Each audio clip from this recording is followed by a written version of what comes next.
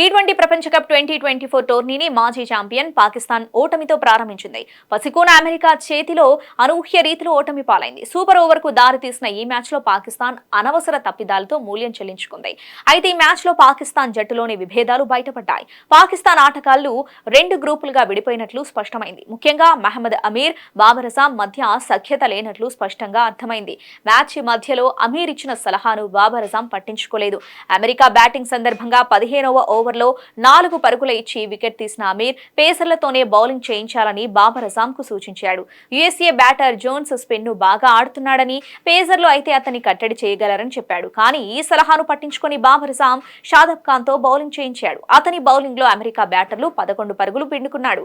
అమీర్ మాట విని పేసర్లతో బౌలింగ్ చేయించి ఉంటే జోన్స్ అవుట్ అయ్యేవాడని, అప్పుడు పాక్ గెలిచేదని ఆ జట్టు ఫ్యాన్స్ కామెంట్ చేస్తున్నారు. మహమ్మద్ అమీర్ సలహాకు సంబంధించిన వీడియోను సోషల్ మీడియా వేదికగా పంచుకుంటున్నారు.